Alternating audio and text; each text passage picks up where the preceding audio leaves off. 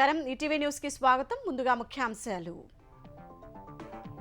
కాకినాడలో 13,000 మెట్రిక్ టన్నుల రేషన్ బియ్యం సీజ్ ద్వారంపూడి కనసన్నల్లోనే నిల్వలు పెట్టారన్న మంత్రి నాదెండ్ల సిఐడి విచారణకు నిర్ణయం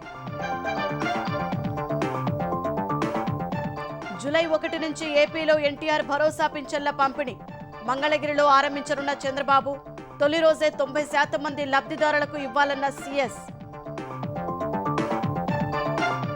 అమరావతి పునర్నిర్మాణంలో మరో ముందడుగు ప్రభుత్వ కాంప్లెక్స్ భవనాలను నోటిఫై చేసిన సిఆర్డీఏ గెజిట్ నోటిఫికేషన్ విడుదల హైదరాబాద్తో సమానంగా వరంగల్ అభివృద్ధి మాస్టర్ ప్లాన్ రూపకల్పనకు సీఎం ఆదేశాలు సూపర్ స్పెషాలిటీ ఆసుపత్రి వ్యయం పెంపుపై ఆడిట్కు ఆదేశం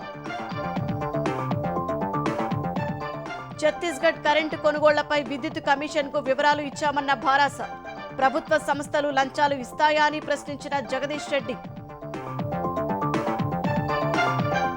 సీనియర్ నేత డిఎస్ స్మృతిపై రాజకీయ ప్రముఖుల నివాళి రేపు నిజామాబాద్లో అంత్యక్రియలు అధికారిక లాంఛనాలతో నిర్వహణ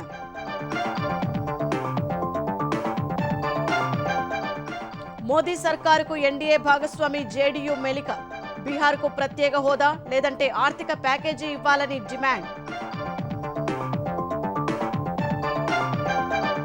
లద్దాఖ్లో సైన్యం చేపట్టిన శిక్షణ ఆపరేషన్లో అపశృతి మెరుపు వరదల్లో కొట్టుకుపోయి 5 జవాన్లు దుర్మరణం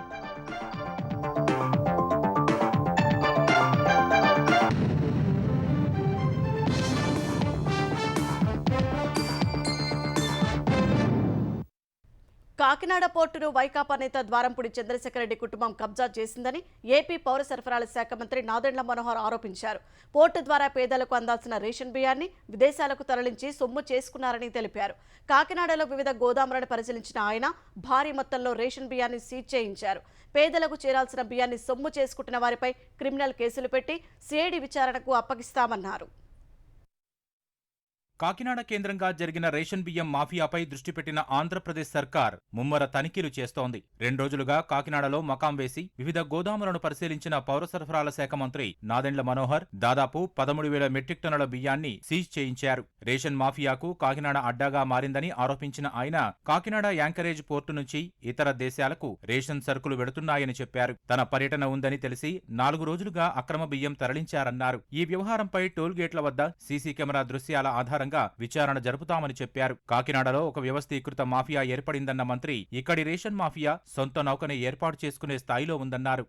ఏ విధంగా ఈ ద్వారంపూడి కుటుంబం మొత్తం కాకినాడ పోర్ట్ ని కబ్జా చేసి అడ్డాగా చేసి యాంకరేజ్ పోర్ట్ ని ఉపయోగిస్తున్నారనేది పుంకాలుగా చదువుతూనే ఉన్నాం, చూస్తూనే ఉన్నాం. ప్రధానంగా అశోక ఒకటి, తర్వాత H1 ఒకటి పబ్లిక్ డిస్ట్రిబ్యూషన్ సిస్టమ్ లో ఉండాల్సిన బియ్యం ఇక్కడ ఆధారాలతో సహా మాకు దొరికింది. సో 2,800 మెట్రిక్ టన్నులు అశోకాలో అయితే H1 లో 2,500 మెట్రిక్ టన్నులు అంటే 5,300 మెట్రిక్ టన్నులు ఈ రోజు ఉదయం ఈ తనిఖీలో మేము సీజ్ చేశాం. ఖచ్చితంగా ఇంకా లోతుగా తనిఖీలు చేయాలి. పేద ప్రజల సొమ్ము, మన దేశానికి సంబంధించిన సొమ్ము వీళ్ళ అవినీతి కోసం ఉపయోగించుకోవడం అనేది మేము ఇంకా జరగనివ్వం. నేను మొదటి నుంచి కూడా అంటూనే ఉన్నాను, ఇక్కడ ఒక కార్టెల్ ఏర్పడింది. ఈ కార్టెల్ ని బ్రేక్ చేయాలి. సమయం పెట్టినా పర్లేదు, ఎంత కష్టమైనా పర్లేదు. ప్రతి గోడౌన్లో వెళ్ళి మేము చెక్ చేస్తాం. ఖచ్చితంగా నెక్స్ట్ ట్రిప్ లో నేను వచ్చేటప్పటికి ఈ ఏరియా మొత్తం క్లీనప్ చేసి యాంకరేజ్ పోర్ట్ కూడా డైరెక్ట్ గా వెళ్ళి సందర్శించి ఇంకా తీసుకోవాల్సిన సమాచారం తీసుకుంటున్నాం. పోర్టు అధికారులు కూడా కొంచెం అప్రమత్తం అవ్వాల్సిన అవసరం ఉంది. ఎందుకంటే ఎవరేం తీసుకొచ్చి స్టాక్ చేశారో మాకు సంబంధం లేదనే విధంగా వాళ్ళు మాట్లాడుతుంటే అది మేము ఊరుకోవాలి. అందరం బాధ్యత తీసుకోవాల్సిందే. రేషన్ బియ్యం అక్రమాలపై పూర్తి స్థాయిలో తనిఖీ కోసం పౌర సరఫరాల శాఖ ఎండీ కలెక్టర్తో బృందం ఏర్పాటు చేస్తామన్నారు. తనిఖీలు పూర్తయ్యే వరకు ఎగుమతులు ఆపేస్తున్నట్లు తెలిపారు. తప్పకుండా మాకున్న అనుభవం, అవగాహనతోటి చాలా క్లియర్ గా అర్థమైంది. వీళ్ళు పీడిఎస్ రైస్ ని దారి మళ్లిస్తున్నారు, అన్యాయానికి పాల్పడుతున్నారు, అవినీతికి పాల్పడ్డారు. 100% వీళ్ళపైన క్రిమినల్ కేసెస్ పెట్టి ముందుకెళ్తాం. 6A అనేది డిపార్ట్మెంట్ నుంచి లీగల్ మెట్రాలజీ విభాగం ఉంటుంది, దాంట్లో కేసెస్ ఉంటాయి. డిఎస్పీ గారికి చెప్పాను ఎంక్వైరీ చేసి మొత్తం తీసుకురమ్మని. సమగ్రమైన రిపోర్ట్ తయారు చేసినాక ఒక నిర్ణయం తీసుకుని రాష్ట్ర ప్రభుత్వం తరఫున మేము ఇది సిఐడికి హ్యాండ్ ఓవర్ చేస్తాం. రైస్ మిల్లర్ల అసోసియేషన్ వాళ్లు ఖచ్చితంగా వ్యవహరించాలని మంత్రి నాదెండ్ల మనోహర్ సూచించారు. ధాన్యం కొనుగోలులో రైతులు అసంతృప్తికి గురికాకుండా పంటలకు తగిన ధర లభించేలా చూడాలన్నారు. ఏ ఆశలు ఆకాంక్షలతో అయితే ప్రజలు ఓట్లు వేసి గెలిపించారో వాటిని నెరవేర్చడమే తమ ప్రభుత్వ తక్షణ ప్రథమ కర్తవ్యమని ముఖ్యమంత్రి చంద్రబాబు అన్నారు. ఈ మేరకు ఆంధ్రప్రదేశ్లోని పింఛన్దారులకు బహిరంగ లేఖ రాసిన ఆయన అందరి మద్దతుతో ప్రజలకు అండగా నిలుస్తూ సంక్షేమం చూసే ప్రజా ప్రభుత్వం ఏర్పాటైందని స్పష్టం చేశారు. మేనిఫెస్టోలో చెప్పినట్లు జూలై 1 నుంచి 4,000 రూపాయలకు పెంచిన పింఛన్ను ఇళ్ల వద్దే ఇస్తామని తెలిపారు. మొత్తం 65,18,496 మంది లబ్ధిదారులపై నెలకు అదనంగా 819 కోట్ల రూపాయలు ప్రభుత్వంపై అదనపు భారం పడుతున్న ప్రజాశ్రేయస్సు కోసం పింఛన్లు పెంచినట్టు తెలిపారు. ఎన్నికల సమయంలో రాజకీయాల కోసం నాటి అధికార పార్టీ పింఛన్ విషయంలో ప్రజలను ఎంతో క్షోభపెట్టిందన్నారు. ఆ 3 నెలలు పింఛన్ అందుకోవడానికి వారు పడిన కష్టాలు చూసి చలించిపోయారని చెప్పారు. ఏప్రిల్ నెల నుంచే పింఛన్ పెంపు వర్తింప చేస్తారని చెప్పినట్టు జూలై 1న ప్రతి ఒక్కరికి మొత్తం 7,000 చొప్పున ఇంటికే తెచ్చి ఇస్తున్నామన్నారు. మంగళగిరిలోని పెనుమాకలో పింఛన్ల పంపిణీని తాను ప్రారంభిస్తున్నట్లు తెలిపారు. ఇకపై ఎన్టీఆర్ భరోసా పేరుతో పింఛన్ల పంపిణీ జరుగుతుందన్నారు. ఎన్టీఆర్ భరోసా పింఛన్లను జూలై 1న 90% పైగా పంపిణీ చేయాలని ఆంధ్రప్రదేశ్ ప్రభుత్వ ప్రధాన కార్యదర్శి నీరబ్ కుమార్ ప్రసాద్ జిల్లా కలెక్టర్లను ఆదేశించారు. విజయవాడలోని సీఎస్ క్యాంపు కార్యాలయం నుంచి కలెక్టర్లతో వీడియో సమావేశం నిర్వహించిన ఆయన సోమవారం ఉదయం 6 గంటలకు పింఛన్ల పంపిణీ ప్రారంభం కావాలని తెలిపారు. రాష్ట్రంలోని 65,18,496 మంది పింఛన్దారులకు పంపిణీ చేయాల్సిన 4,399.89 కోట్ల రూపాయలను విడుదల చేశామని తెలిపారు. ప్రభుత్వం బ్యాంకులకు విడుదల చేసిన మొత్తాన్ని శనివారం రాత్రిలోగా విత్డ్రా చేసుకోవాలని సూచించారు. గ్రామ వార్డు సచివాలయాల సిబ్బంది ఇంటింటికి వెళ్లి పింఛన్లు పంపిణీ చేయాలని తెలిపారు. పింఛన్ల పంపిణీ ప్రక్రియను కలెక్టర్లు గంటకు పర్యవేక్షించాలని ఆదేశించారు. వైకాపా 5 ఏళ్ల పాలనలో ప్రజలు ఎన్ని ఇబ్బందులు పడ్డారో వచ్చే విజ్ఞాపనలు చూస్తే అర్థమవుతోందని సీఎం చంద్రబాబు తెలిపారు. ప్రజా సమస్యలు ఎన్నో ఉన్నాయని వాటన్నిటిని పరిష్కరించాల్సిన బాధ్యత తనపై ఉందన్నారు. ఎన్టీఆర్ భవన్లో సీఎంకు ప్రజల నుంచి భారీగా వినతులు వెల్లువెత్తాయి. వాటిని స్వీకరించిన చంద్రబాబు గత ప్రభుత్వ వైఫల్యం వల్లే సమస్యలతో ప్రజలు పోటెత్తుతున్నారని వెల్లడించారు. ప్రజా సమస్యల పరిష్కారానికి త్వరలోనే ఓ ప్రత్యేక వేదిక ఏర్పాటు చేస్తామని హామీ ఇచ్చారు. తెలుగుదేశం కార్యాలయంలో కూడా ప్రజా సమస్యలు గుర్తించి వాటిని పరిష్కరిస్తామని చంద్రబాబు భరోసా ఇచ్చారు. మాస్టర్ ప్లాన్ ప్రకారం అమరావతిలో చేపట్టనున్న ప్రభుత్వ కాంప్లెక్స్ భవనాలను నోటిఫై చేస్తూ సిఆర్డీఏ గెజిట్ జారీ చేసింది. ప్రభుత్వం కాంప్లెక్స్ ప్రాంతమైన 1,575 ఎకరాల ప్రాంతాన్ని సిఆర్డీఏ నోటిఫై చేసింది. మాస్టర్ ప్లాన్లో భాగంగా జోనింగ్ నిబంధనల ప్రకారం 1,575 ఎకరాల ప్రాంతాన్ని నోటిఫై చేస్తున్నట్టు తెలిపింది. రాయపూడి, నేలపాడు, లింగాయపాలెం, శాఖమూరు, కొండమరాజుపాలెం గ్రామాల సరిహద్దుల్లోని ప్రాంతాన్ని ప్రభుత్వ కాంప్లెక్స్ భవనాల కోసం నోటిఫై చేస్తున్నట్టు ప్రకటించింది. వరంగల్ నగర సమగ్రాభివృద్ధికి మాస్టర్ ప్లాన్ 2050 రూపొందించాలని ముఖ్యమంత్రి రేవంత్ రెడ్డి ఆదేశించారు. హైదరాబాద్తో సమానంగా ఓరుగల్లును అభివృద్ధి చేస్తామని ప్రకటించారు. ఉమ్మడి వరంగల్ జిల్లాలో పర్యటించిన సీఎం టెక్స్టైల్ పార్కు 24 అంతస్తుల మల్టీ సూపర్ స్పెషాలిటీ ఆసుపత్రి నిర్మాణ పనులు పరిశీలించారు. హన్మకొండ కలెక్టరేట్లో మహిళా శక్తి క్యాంటీన్ ప్రారంభించారు. చారిత్రక నగర అభివృద్ధికి కాంగ్రెస్ సర్కార్ అండగా ఉంటుందని సీఎం భరోసా ఇచ్చారు. ఉమ్మడి వరంగల్ జిల్లాలో పర్యటించిన ముఖ్యమంత్రి రేవంత్ రెడ్డి అభివృద్ధి పనుల్ని పరిశీలించారు. ఈ పర్యటనలో భాగంగా గ్రేటర్ వరంగల్ అభివృద్ధిపై ప్రజాప్రతినిధులు, అధికారులతో సమీక్షించిన రేవంత్ వరంగల్ను హైదరాబాద్తో సమానంగా అభివృద్ధి చేయాలని సూచించారు. హెరిటేజ్ సిటీగా ఓరుగల్లును తీర్చిదిద్దేందుకు అవసరమైన చర్యలు చేపట్టాలని ఆదేశించారు. స్మార్ట్ సిటీ పథకంలో భాగంగా భూగర్భ మురుగునీటి వ్యవస్థను అభివృద్ధి చేసేందుకు ప్రణాళికలు సిద్ధం చేయాలని చెప్పారు. నాలాలు ఆక్రమణలకు గురి కాకుండా చర్యలు చేపట్టాలన్నారు. డంపింగ్ సమస్యకు శాశ్వత పరిష్కారం చూపిస్తామని చెప్పిన సీఎం వరంగల్ సమగ్రాభివృద్ధికి మాస్టర్ ప్లాన్ 2050 రూపొందించుకుని ముందుకు వెళ్దామన్నారు. ఇన్నర్ ఔటర్ రింగ్ రోడ్ కు సంబంధించి భూసేకరణ పూర్తి చేయాలన్నారు. భూసేకరణకు అవసరమయ్యే నిధులకు సంబంధించి పూర్తి వివరాలు ప్రభుత్వానికి పంపించాలన్నారు. జాతీయ రహదారుల్ని కలిపే విధంగా వరంగల్ ఔటర్ రింగ్ రోడ్ ఉండాలని సూచించారు. టెక్స్టైల్ పార్కును ఆ రోడ్డుకు అనుసంధానం చేయాలన్నారు. అంతకుముందు సాయంపేట, సంగెం మండలాల పరిధిలో నెలకొల్పిన టెక్స్టైల్ పార్కు వెళ్లిన సీఎం వన మహోత్సవంలో భాగంగా మొక్క నాటారు. టెక్స్టైల్ పార్కులో నిర్మాణాల పురోగతిని పరిశీలించిన ఆయన ఇంకా చేపట్టాల్సిన పనులపై మంత్రులు, అధికారులకు సూచనలు చేశారు. అనంతరం కొత్తగా నిర్మించిన హైటెక్స్ కంపెనీ భవనాన్ని ప్రారంభించిన రేవంత్ టెక్స్టైల్ పార్కును భారాస ప్రభుత్వం నిర్లక్ష్యం చేసిందని, ఇప్పుడు దేశం గర్వించే స్థాయిలో తీర్చిదిద్దేందుకు కృషి చేస్తామని తెలిపారు. ఈ ప్రాంతాన్ని ప్రత్యేక జోన్గా అభివృద్ధి చేస్తామని ప్రకటించిన సీఎం వస్త్ర పరిశ్రమల సముదాయంలో వరద ముంపు నివారించేందుకు కొత్తగా చెరువు నిర్మించాలని చెప్పారు. టెక్స్టైల్ పార్క్ నిర్మాణానికి భూములిచ్చిన రైతులను ఆదుకుంటామని చెప్పారు. Land owners who have lost this land వాళ్ళకి ప్లాట్స్ ఇస్తామనేదో చెప్పారు. వాళ్ళందరినీ లిస్ట్ అవుట్ చేసి సేమ్ ఏదైతే ఎగ్జిస్టింగ్ మీరు ఒక ప్రపోజల్ పెట్టారో దాని ఎక్స్టెన్షన్ కింద డెవలప్ చేయండి. థర్డ్ థింగ్, వాళ్ళకి యాజిటీస్గా జనరల్ ఇన్ఫ్రాస్ట్రక్చర్ అంతా మనం క్రియేట్ చేసిస్తే ఇల్లు కట్టుకోవడానికి వాళ్ళకి ఇందిరమ్మ ఇల్లు శాంక్షన్ చేస్తే మొత్తము ఎంటైర్ ఒక మినీ కాలనీ లాగా డిజైన్ చేయి. చిన్న చిన్న అంటే అక్కడ లోకల్గా పిల్లలకి కానీ వాళ్ళకి కానీ ఒక స్కూలు ఏమేమి ఇవాళ basic infrastructure whatever requirement is there. 12 houses, 1200 plus houses అంటే we can declare as a one gram panchayat. It is going to add 2000 plus voters. వరంగల్లో చేపట్టిన 24 అంతస్తుల మల్టీ సూపర్ స్పెషాలిటీ హాస్పిటల్ భవన నిర్మాణాన్ని పరిశీలించిన రేవంత్ ఎలాంటి ఆమోదం లేకుండా 1100 కోట్ల అంచనా వ్యయాన్ని 1726 కోట్లకు ఎలా పెంచారని ప్రశ్నించారు. కేవలం మౌఖిక ఆదేశాలతో 626 కోట్ల వ్యయం ఎలా పెంచుతారని ఆగ్రహం వ్యక్తం చేశారు. ఆసుపత్రి నిర్మాణ వ్యయంపై పూర్తిస్థాయి ఫోరెన్సిక్ ఆడిట్ నిర్వహించాలని ఆదేశించిన సీఎం నిర్దేశిత గడువులోగా ఆసుపత్రి నిర్మాణం పూర్తి చేయాల్సిందేనని నిర్మాణ సంస్థకు తేల్చి చెప్పారు. ఈ పర్యటనలో చివరగా హంటర్ రోడ్లోని మెడికవర్ హాస్పిటల్ ను ప్రారంభించారు. తెలంగాణ ఛత్తీస్గఢ్ మధ్య జరిగిన విద్యుత్ కొనుగోళ్లపై థర్మల్ పవర్ ప్రాజెక్టు అంశాలపై తెలంగాణ ప్రభుత్వం నియమించిన జస్టిస్ నరసింహారెడ్డి కమిషన్కు వాస్తవ సమాచారం అందించారని మాజీ మంత్రి జగదీష్ రెడ్డి స్పష్టం చేశారు. ఛత్తీస్గఢ్తో ఒప్పందం నిబంధనల మేరకే జరిగిందన్న ఆయన ప్రభుత్వ సంస్థలు ఎక్కడైనా లంచం ఇస్తాయా అని ప్రశ్నించారు. విభజన చట్టం ప్రకారం తెలంగాణకు దక్కాల్సిన విద్యుత్ దక్కలేదని ఆందోళన వ్యక్తం చేశారు. సీలేరు విద్యుత్ ప్లాంట్ కోసం 7 మండలాలను ఆంధ్రప్రదేశ్లో కలుపుకున్నారని జగదీష్ రెడ్డి గుర్తు చేశారు. ప్రైవేటు కంపెనీల నుంచి కూడా విద్యుత్ కొరకుండా తెలంగాణ పై కుట్రలు చేశారని ఆరోపించారు. 48 నెలల్లోనే కొత్తగూడెం ప్లాంట్ నిర్మించడం దేశంలోనే రికార్డని చెప్పారు. తెలంగాణ కాపాడుకోవడం కొరకు, తెలంగాణను అభివృద్ధి చేసుకోవడం కొరకు విద్యుత్తే ముఖ్యం కాబట్టి ఆనాడు రాష్ట్ర ప్రభుత్వం మా విద్యుత్ అధికారులు వెంటనే పీజీసీఎల్ లైన్ను బుక్ చేసుకోవడం జరిగింది. ఛత్తీస్గఢ్ విద్యుత్ ఒప్పందం కూడా ఆ సమయానికి ₹3.90 కంటే ఒక్క పైసా తక్కువతోనూ కూడా ఈ దేశంలో ఎక్కడ కూడా అగ్రిమెంట్లు కాలేదు. ప్రభుత్వ రంగ సంస్థలలో ఎవడన్నా ఓరికి కూడా లంచం ఇచ్చుకుంటాడా? మరి మా BHEL చైర్మన్ తెచ్చి మాకేమైనా ఇస్తాడా? ఛత్తీస్గఢ్ రమణ సింగ్ గారు ఏమైనా కేసీఆర్ గారికి సాటంగా పంపుతాడా? ఒకవేళ మన రాష్ట్రానికి నష్టం జరిగి ఛత్తీస్గఢ్ రాష్ట్రానికి లాభం కావాలని మేమెందుకు కోరుకుంటాం? కాళేశ్వరం ప్రాజెక్టు ఆనకట్టల నిర్మాణంపై న్యాయ విచారణ చేస్తున్న జస్టిస్ పీసీ ఘోష్ కమిషన్ గడువును మరో 2 నెలల పాటు తెలంగాణ ప్రభుత్వం పొడిగించింది. మేడిగడ్డ, అన్నారం, సుందిళ్ల ఆనకట్టల అంశాలపై విచారణ చేస్తున్న జస్టిస్ పీసీ ఘోష్ కమిషన్ గడువు ఈ నెలాఖరున ముగియనుంది. విచారణ ప్రక్రియ ఇంకా కొనసాగుతున్నందున ఆగస్టు 31 వరకు కమిషన్ గడువు పొడిగిస్తూ ప్రభుత్వం ఉత్తర్వులు జారీ చేసింది. ఆలోపు కమిషన్ ప్రభుత్వానికి నివేదిక ఇవ్వాలని పేర్కొంది. సీనియర్ రాజకీయ నేత మాజీ ఎంపీ డి శ్రీనివాస్ కలేరు. అనారోగ్యంతో ఆయన హైదరాబాద్లోని ఓ ఆసుపత్రిలో తుదిశ్వాస విడిచారు.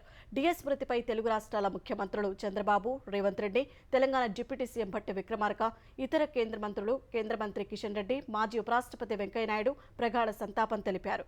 రేపు నిజామాబాద్లో తెలంగాణ ప్రభుత్వ అధికారిక లాంఛనాలతో డిఎస్ అంత్యక్రియలు జరగనున్నాయి. ఉమ్మడి ఆంధ్రప్రదేశ్లో మంత్రిగా, పీసీసీ అధ్యక్షుడిగా పనిచేసిన సీనియర్ నేత మాజీ ఎంపీ ధర్మపురి శ్రీనివాస్ కన్నుమూశారు. ఈ తెల్లవారుజామున 3 గంటలకు హైదరాబాద్లోని సిటీ న్యూరో ఆసుపత్రిలో తుది శ్వాస విడిచారు. ఆయన భౌతిక కాయాన్ని బంజారాహిల్స్లోని నివాసానికి తరలించారు. డిఎస్ మృతి పట్ల దిగ్భ్రాంతి వ్యక్తం చేసిన ప్రధాని నరేంద్ర మోదీ ప్రజాసేవకు, పేదల అభ్యున్నతి కోసం విశేష సేవలందించారన్నారు. డిఎస్ మృతిపై సంతాపం తెలిపిన సీఎం రేవంత్ రెడ్డి ఉమ్మడి ఏపీలో పీసీసీ అధ్యక్షుడిగా కాంగ్రెస్ కు సుదీర్ఘకాలం సేవలందించారని గుర్తు చేశారు. డిఎస్ మృతిపై భారాస అధినేత కేసీఆర్ సంతాపం తెలిపారు. డిఎస్ భౌతిక కాయానికి మాజీ మంత్రులు కేటీఆర్, హరీష్ రావు, జగదీష్ రెడ్డి, తలసాని, ప్రశాంత్ రెడ్డి అంజలి ఘటించారు. డిఎస్ కుటుంబ సభ్యులకు ప్రగాఢ సానుభూతి తెలిపిన ఏపీ ముఖ్యమంత్రి చంద్రబాబు సుదీర్ఘకాలం రాజకీయాల్లో డిఎస్ తనదైన ముద్ర వేశారన్నారు. డిఎస్ భౌతిక కాయానికి కేంద్ర మంత్రి కిషన్ రెడ్డి, భాజపా, కాంగ్రెస్, భారాస ఎంపీలు, ఏపీ పీసీసీ అధ్యక్షురాలు వైఎస్ షర్మిల నివాళులర్పించారు. డిఎస్ భౌతిక కాయానికి నివాళులర్పించిన మాజీ ఉపరాష్ట్రపతి వెంకయ్యనాయుడు ఆయన ఏ పార్టీలో ఉన్నా అందరితో స్నేహభావంతో ఉండేవారని గుర్తు చేసుకున్నారు. సీనియర్ నాయకుడిగా రాష్ట్ర మంత్రివర్గంలో ముఖ్యమైన శాఖలు నిర్వహించి ప్రదేశ్ కాంగ్రెస్ పార్టీకి అధ్యక్షుడిగా పనిచేసి ఎంతో అనుభవం ఉంటే ఒక మంచి నాయకుడిని ప్రజలు కోల్పోయారు. మంచి వ్యక్తిత్వం, సౌజన్యం, అందరినీ కలుపుగోలుగా మాట్లాడుకోవడం, ఆ పదవి దర్పం పటాటోపం చూడకుండా చక్కగా తన రాజకీయ జీవితాన్ని గడిపినట్టు మంచి వ్యక్తిని కోల్పోవడం చాలా విచారకరం. తెలంగాణ ఉప ముఖ్యమంత్రి భట్టి విక్రమార్క, మంత్రులు కోమటిరెడ్డి వెంకట్రెడ్డి, పొన్నం ప్రభాకర్, జూపల్లి కృష్ణారావు డిఎస్ పార్థివ దేహం వద్ద నివాళి అర్పించి ఆయన సేవలను గుర్తు చేసుకున్నారు. వారు ఎన్ఎస్యుఐ నాయకుడిగా, యువజన కాంగ్రెస్ నాయకుడిగా అంచెలంచెలుగా జీవితంలో ఎదుగుతూ రాష్ట్ర కాంగ్రెస్ అధ్యక్షులుగా కూడా పనిచేశారు. వారి అధ్యక్ష సారథ్యంలో 2 సార్లు కాంగ్రెస్ పార్టీని అధికారంలోకి తీసుకొని రావడానికి పెద్ద ఎత్తున కృషి చేశారు. వారు మంత్రిగా అనేక సంస్కరణలు కూడా ప్రభుత్వంలో తీసుకొచ్చినటువంటి గొప్ప నాయకుడు. డిఎస్కు 2 కుమారులు కాగా చిన్న కుమారుడు ధర్మపురి అరవింద్ ప్రస్తుతం భాజపా తరపున నిజామాబాద్ ఎంపీగా ఉన్నారు. పెద్ద కుమారుడు సంజయ్ గతంలో నిజామాబాద్ మేయర్గా పనిచేశారు. రేపు ఉదయం నిజామాబాద్ మాధవనగర్ బైపాస్ రోడ్లోని వ్యవసాయ క్షేత్రంలో డిఎస్ భౌతిక కాయానికి అధికారిక లాంఛనాలతో అంత్యక్రియలు నిర్వహించనున్నారు. ఆదిలాబాద్ మాజీ ఎంపీ రమేష్ రాథోడ్ కన్నుమూశారు. గత రాత్రి తీవ్ర అస్వస్థకు గురైన రమేష్ రాథోడ్ను కుటుంబ సభ్యులు ఆదిలాబాద్లోని ప్రైవేట్ ఆసుపత్రికి తరలించారు. అప్పటికే కోమాలోకి వెళ్లిన ఆయన ఆరోగ్యం విషమించి ఇవాళ తుది శ్వాస విడిచారని వైద్యులు తెలిపారు. అక్కడి నుంచి ఆయన భౌతిక కాయాన్ని ఉట్నూరుకు తరలించారు. రమేష్ రాథోడ్ ఉమ్మడి ఆదిలాబాద్ జిల్లా జెడ్పీ చైర్మన్గా పనిచేశారు. తెలుగుదేశం తరపున 1999లో ఖానాపూర్ ఎమ్మెల్యేగా గెలిచిన ఆయన 2009లో ఆదిలాబాద్ ఎంపీగా ఎన్నికయ్యారు. తెలుగుదేశం పొలిట్ బ్యూరో సభ్యుడిగా పనిచేశారు. తెలంగాణ ఉద్యమ సమయంలో తెలుగుదేశం నుంచి భారాసలో చేరిన ఆయన అనంతరం పరిణామాల్లో కాంగ్రెస్లో చేరారు. 2019లో ఎంపీగా పోటీ చేసి ఓడిపోయారు. తర్వాత భాజపాలో చేరిన రాథోడ్ గత ఎన్నికల్లో ఎంపీ టికెట్ కోసం ప్రయత్నించినా ఫలితం దక్కలేదు. రమేష్ రాథోడ్ మృతిపై ముఖ్యమంత్రి రేవంత్ రెడ్డి, భారాస అధినేత కేసీఆర్, ఏపీ సీఎం చంద్రబాబు సహా మంత్రులు, ప్రజాప్రతినిధులు, భాజపా నాయకులు ప్రగాఢ సంతాపం వ్యక్తం చేశారు. సాంఘిక సంక్షేమ గురుకుల పాఠశాలలో 5 నుంచి 9వ తరగతుల వరకు మిగిలిన సీట్లలో ప్రవేశాలు పొందేందుకు మరోసారి అవకాశం కల్పిస్తున్నట్లు తెలంగాణ మహిళా శిశు సంక్షేమ శాఖ మంత్రి సీతక్క ప్రకటించారు. జూలై 12 వరకు సంబంధిత వెబ్సైట్ ద్వారా దరఖాస్తు చేసుకోవచ్చని మంత్రి సూచించారు. ఈ ప్రక్రియను ఆన్లైన్ పరీక్ష ద్వారా సీట్లు భర్తీ చేస్తామని స్పష్టం చేశారు. ఆసక్తి, అర్హతలున్న విద్యార్థులు ఈ అవకాశాన్ని సద్వినియోగం చేసుకోవాలని ఆమె కోరారు. గురుకుల పాఠశాలలో నాణ్యమైన విద్యతో పాటు అన్ని సదుపాయాలను ఉచితంగానే ప్రభుత్వం కల్పిస్తోందని సీతక్క గుర్తు చేశారు. తెలంగాణ ప్రముఖ క్షేత్రం కొండగట్టు ఆంజనేయ స్వామిని ఏపీ ఉప ముఖ్యమంత్రి పవన్ కళ్యాణ్ దర్శించుకున్నారు. స్వామివారికి మొక్కులు చెల్లించుకున్నారు. పవన్కు ఆలయ పండితులు వేదాశీర్వచనాలు పలికారు. ఎన్నికలకు ముందు కూడా ఆయన వారాహి వాహనంలో కొండగట్టుకు వచ్చి ఆలయంలో పూజలు చేశారు. పవన్ పర్యటన దృష్ట్యా అంజన క్షేత్రంలో పోలీసులు భద్రతా ఏర్పాట్లు చేశారు. అంతకుముందు సిద్దిపేటలో పవన్ను అభిమానులు గజమాలతో సన్మానించారు. తర్వాత పవన్ కారుపైకి ఎక్కి అభిమానులకు అభివాదం చేశారు. గుంటూరు ప్రభుత్వ ఆసుపత్రిలో ప్రక్షాళన చేపట్టి రోగులకు మెరుగైన వైద్యం అందించే విధంగా ప్రణాళికలు చేపడతామని కేంద్ర సహాయ మంత్రి పెమ్మసాని చంద్రశేఖర్ తెలిపారు. GGH superintendent Kiran Kumar, collector Nagalakshmi, Telugu Desam ఎమ్మెల్యేలతో కలిసి ఆయన సమీక్ష నిర్వహించారు. తెలుగుదేశం హయాంలో ఆసుపత్రిలో అనేక రకాల అభివృద్ధి కార్యక్రమాలు చేపట్టారని, వైకాపా పాలనతో ఆసుపత్రి అభివృద్ధి పూర్తిగా నిలిచిపోయిందన్నారు. ఆసుపత్రిలో పలు సమస్యలు గుర్తించామన్న పెమ్మసాని త్వరలో మౌలిక వస్తువులు ఏర్పాటు చేసి మార్పులు తెచ్చేందుకు కృషి చేస్తామన్నారు. అందుకు ప్రత్యేక కమిటీని ఏర్పాటు చేస్తామని పెమ్మసాని స్పష్టం చేశారు. గవర్నమెంట్ హాస్పిటల్లో చాలా ఇష్యూస్ ఉన్నాయి. ఏసీలు పనిచేయకపోవడం కానీ, ఎలివేటర్స్ పనిచేయకపోవడం కానీ, లేకపోతే ల్యాబ్ టెస్టులకి పేషెంట్లు గంటలు వెయిట్ చేయడం కానీ, పేషెంట్ సపోర్ట్ స్టాఫ్ లేకపోవడం, ప్రతి ఒక్కరికి కూడా చాలా ఇబ్బందులు ఉన్నాయి. ఇవన్నీ ఫస్ట్ మేము అర్థం చేసుకుంటున్నాం. అర్థం చేసుకొని వీటిని 1 by 1 ఎలా సాల్వ్ చేయాలి, అన్నీ మేము ఏదో అద్భుతాలు చేస్తాము లేకపోతే ఇవన్నీ చేస్తామని కాదు, కానీ చేయగలిగినవి చాలా ఉన్నాయి. ఒక 1-2 months యాక్షన్ ప్లాన్ ప్రిపేర్ చేసుకుంటా ఉన్నాం.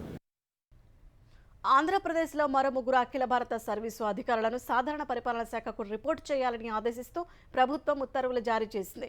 Pulivendula area development authority OSDB Anil Kumar Reddy, Andhra Pradesh మౌలిక సదుపాయాల కార్పొరేషన్ ఇన్కాప్ ఎండీ నీలకంఠారెడ్డి, సంప్రదాయేతర ఇంధన వనరులు కార్పొరేషన్ ఎండీ నందకిషోర్లను ప్రభుత్వం బదిలీ చేసింది. ఈ 3 సాధారణ పరిపాలన శాఖలో రిపోర్ట్ చేయాలని ఆదేశించింది.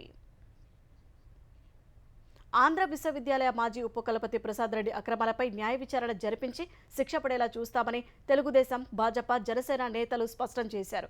ప్రసాద్ రెడ్డి రాజీనామాతో ఆంధ్ర విశ్వవిద్యాలయంలో విద్యార్థులు, సిబ్బంది సంబరాలు చేసుకున్నారు. వారికి సంఘీభావం తెలిపిన కూటమి నేతలు ఏయూలో రాజకీయ కార్యకలాపాలను నిర్మూలిస్తామని హామీ ఇచ్చారు. వర్సిటీ ప్రతిష్టను పునరుద్ధరిస్తామని చెప్పారు. ఈ 5 ఏళ్లలో కూడా ఎవరైతే వైస్ ఛాన్సలర్ వల్ల ఇబ్బందులు పడ్డారో వాళ్ళందరూ కూడా తగిన న్యాయం జరుగుతుంది. ఎవరైతే బెనిఫిట్స్ పొందారో వాళ్ళందరూ కూడా శిక్షించబడతారని చెప్పి కూడా తెలియజేసుకుంటూ, ఏదైతే ఈ కంచె కావచ్చు, లేకపోతే మిగతా రాజశేఖర్ గారి విగ్రహం కావచ్చు, ప్రజాప్రయానికి, యూనివర్సిటీ పాలక వర్గానికి వ్యతిరేకంగా ఇటువంటివి చేశారో అవన్నీ కూడా తీసేసి మళ్ళీ సాధారణ స్థితి వచ్చే విధంగా అన్ని చేస్తామని చెప్పి కూడా తెలియజేసుకుంటా ఉన్నాం. ఇక్కడికి వచ్చి విద్యార్థులు అందరితో మాట్లాడితే, సార్ ఇదే యూనివర్సిటీలో అతన్ని బట్టలు ఉడిదీసి తిప్పాలి సార్ అన్నారు. మన సంస్కృతి అది కాదు. అతను రూసా నిధులు దాదాపు 100 కోట్లు దుర్వినియోగం చేశాడు. తప్పకుండా ఎంక్వైరీ చేసి అతని శిక్ష వేయించే విధంగా మేమందరం కృషి చేస్తాం. కేంద్రంలోని ఎన్డీఏ సంకీర్ణ ప్రభుత్వంలో భాగస్వామిగా ఉన్న నితీష్ కుమార్ నేతృత్వంలోని జేడీయూ పార్టీ మోదీ సర్కారుకు గట్టి మెలిక పెట్టింది. బీహార్కు ప్రత్యేక హోదా ఇవ్వాలని కోరుతూ తీర్మానించింది. పార్టీ జాతీయ కార్యవర్గ సమావేశాన్ని నిర్వహించిన జేడీయూ బీహార్కు ప్రత్యేక రాష్ట్ర హోదా లేదా ప్రత్యేక ఆర్థిక ప్యాకేజీ ఇవ్వాలని తీర్మానంలో డిమాండ్ చేసింది. ఈ డిమాండ్ కొత్తదేమీ కాదని, బీహార్ వృద్ధి పథాన్ని వేగవంతం చేయడం, రాష్ట్ర ప్రత్యేక సవాళ్లను పరిష్కరించడంలో ఇది కీలకమని జేడీయూ సీనియర్ నేత చెప్పారు. ఇటీవల 65% పెంచిన బీహార్ రిజర్వేషన్ కోటాను కాపాడుకోవాల్సిన ఆవశ్యకతను తీర్మానంలో నొక్కి చెప్పింది. నీట్ పరీక్షలో జరిగిన అవకతవకలపై సమగ్ర విచారణ జరిపి నిందితులను కఠినంగా శిక్షించాలని స్పష్టం చేసింది. అలాంటి కీలక పరీక్షల విశ్వసనీయతను పునరుద్ధరించడం, విద్యార్థులు, తల్లిదండ్రుల నమ్మకాన్ని నిలబెట్టడం అత్యవసరమని తెలిపింది. ఇదే సమావేశంలో పార్టీ జాతీయ కార్యనిర్వాహక అధ్యక్షుడిగా సీనియర్ నేత సంజు జాను ఎన్నుకున్నారు.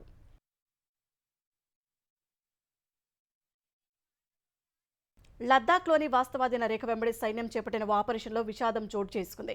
T-72 ట్యాంకర్ ద్వారా ష్యోక్ నదిని దాటి ఆపరేషన్ నిర్వహిస్తుండగా మెరుపు వరదలు సంభవించి 5 సైనికులు దుర్మరణం పాలయ్యారు.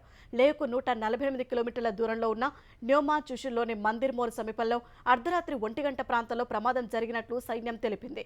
T-72 శతగ్ని నదిలో మునిగిపోయిందని, వెంటనే సహాయక చర్యలను చేపట్టినా ఫలితం లేదని పేర్కొంది. అప్పటి వరకు ప్రశాంతంగా ఉన్న నదిలో ఒక్కసారి వరదలు సంభవించినట్లు తెలిపింది.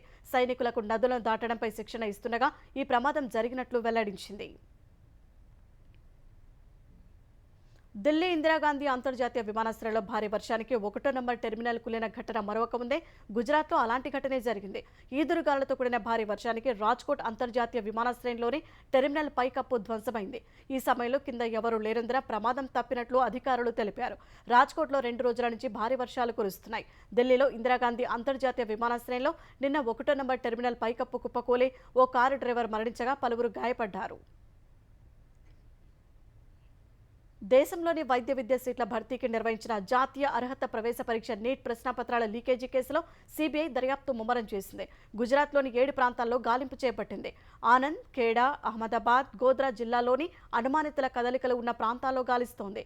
ఈ కేసులో ఇప్పటికే జార్ఖండ్లోని ఒయాసిస్ పాఠశాల ప్రిన్సిపల్, వైస్ ప్రిన్సిపల్, ఓ హిందీ వార్తాపత్రిక విలేకరిని సీబీఐ అరెస్టు చేసింది.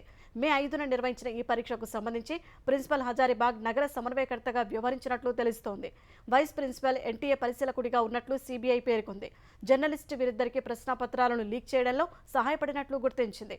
ఈ కేసులో ఇప్పటి వరకు సీబీఐ 6 ఎఫ్ఐఆర్లను నమోదు చేసింది. బీహార్, గుజరాత్ సహా రాజస్థాన్లో కేసు మూలాలను గుర్తిస్తోంది. దేశంలోని 80% ప్రజారోగ్య కేంద్రాల్లో ప్రభుత్వ నిర్దేశిత మౌలిక సదుపాయాలు, మానవ వనరులు, వైద్య పరికరాలకు సంబంధించిన కనీస ప్రమాణాలు లేవని ఇండియన్ పబ్లిక్ హెల్త్ స్టాండర్డ్స్ వెబ్సైట్లో పెట్టిన ఓ నివేదిక తెలిపింది. జాతీయ ఆరోగ్య మిషన్ పరిధిలోకి వచ్చే రాష్ట్రాలు, కేంద్రపాలిత ప్రాంతాల్లోని ప్రజారోగ్య కేంద్రాల్లో వైద్య సిబ్బంది, పరికరాల వివరాలు ఇవ్వాలని ప్రభుత్వం నిర్వహించిన స్వీయ అంచనాలు ఆ నివేదికలో ఉన్నాయి. జాతీయ ఆరోగ్య మిషన్ కింద జిల్లా ఆసుపత్రులు, కమ్యూనిటీ ఆరోగ్య కేంద్రాలు, ప్రాథమిక ఆరోగ్య కేంద్రాలు, ఆయుష్మాన్ ఆరోగ్య మందిర్ వంటి 2 లక్షలకు పైగా ప్రజారోగ్య కేంద్రాలు ఉండగా వెబ్సైట్లోని నివేదికలో 40,451 ఆరోగ్య కేంద్రాల వివరాలు నమోదు చేశారు. అందులో 20% కేంద్రాలు ప్రభుత్వ ప్రమాణాలకు తగినట్లు ఉంటే 42% ఆరోగ్య కేంద్రాల్లో 50%, మరో 32% ఆరోగ్య కేంద్రాల్లో 50 నుంచి 80% ప్రమాణాలను చేరినట్టు ఆ నివేదిక తెలిపింది. దక్షిణ హిమాలయాల్లోని పవిత్ర అమర్నాథ్ యాత్ర ప్రారంభమైంది. బాల్టార్, నున్యాన్ బేస్ క్యాంపుల నుంచి తొలి యాత్రికుల బృందం 3,880 మీటర్ల ఎత్తులో కొలువైన మంచులింగాన్ని దర్శించుకునేందుకు బయలుదేరారు.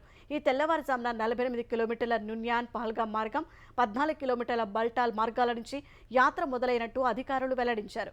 జమ్మూ కాశ్మీర్ లెఫ్టినెంట్ గవర్నర్ మనోజ్ సిన్హా జమ్మూ భగవతీ నగర్లోని యాత్రి నివాస్ బేస్ క్యాంపు వద్ద 4,603 మంది యాత్రికులతో కూడిన తొలి బృందానికి నిన్ననే జెండా ఊపి యాత్ర ప్రారంభించారు. ఈ యాత్ర కోసం పోలీసులు, సిఆర్పీఎఫ్, ఐటీబీపీ, ఇతర పారామిలిటరీ బలగాలకు చెందిన వేల మంది సిబ్బంది భద్రతా విధుల్లో ఉన్నారు. వైమానిక నిఘా కూడా పెట్టారు. 52 రోజులు సాగే ఈ యాత్ర ఆగస్టు 19న ముగుస్తుంది.